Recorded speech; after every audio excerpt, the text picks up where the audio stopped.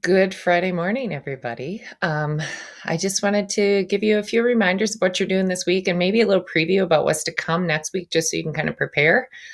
Um, Remember, this week you're really working on drafting your project one, which remember, it's a compare contrast essay. So it has to be very clear by the time the reader gets to the end of the introductory paragraph. So that would be the thesis statement.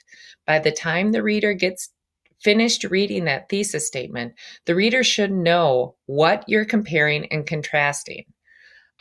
So, for example, one of the sample essays here, this home one, if you go to look at that, right here, these last few sentences really prepare your reader or the reader for a compare contrast. So it says, over the past few years, my perception of home has changed to the apartment that I share with these roommates or with three roommates.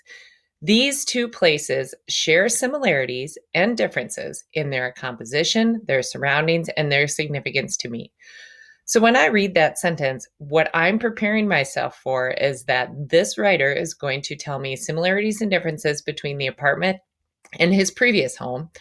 And the reasons these places are similar or different are based on their composition, their surroundings, and their significance. So the other thing it's telling me is that they're going to talk about composition first in this paragraph, they're going to talk about surroundings second in this paragraph, and they're going to talk about significance in the third body paragraph. So again, your thesis not only lets your reader know the main ideas of what you're going to talk about, they also tell the reader the order.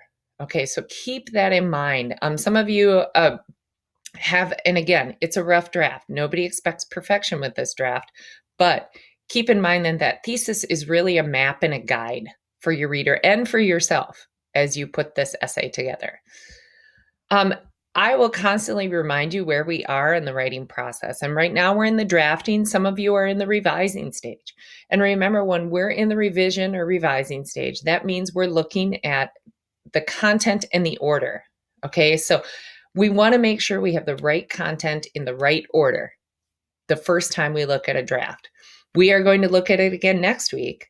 And next week, we're going to look at our drafts for editing. So that's going to be grammar, punctuation, spelling, capitalization, sentence structure, those things. So right now, let's not concern ourselves too much with that. Let's focus on our content in order. And one feedback I'm giving a lot of you on your content is to make sure you have specific details in those body paragraphs. You can't just say this year is busier for me than last year because I just have more to do. Instead, write this year's busier than last year because I now have to plan my schooling on my own at various times of the day, not just class times, or give something specific that is different that makes you busier this year than last year. Some of you, I've seen your project one draft, keep them coming in. And again, I can't tell you enough, like even if you only have 2 or 3 paragraphs and you're stuck, don't sit there and suffer in silence. Email it to Erin or I, and we will give you feedback to hopefully get you going or keep you going in the right direction. So next week, what we're going to do is we're going to do a self-review and a self-edit of our essays. So we're not going to share them with anybody else except the instructors and ourselves. You will comment on your self-edit in a discussion board next week, but you don't have to reveal your whole entire essay in that discussion board. So again, we're marching our way through the writing process, and the process is important. We talked about last week that maybe some of you drafted before you gave an outline, and that's okay. The process can be kind of recursive. You may have to go back and forth and back and forth and back and forth, and that's okay. The biggest thing to remember is you have to hit every single step in the process at some point. Okay? All right.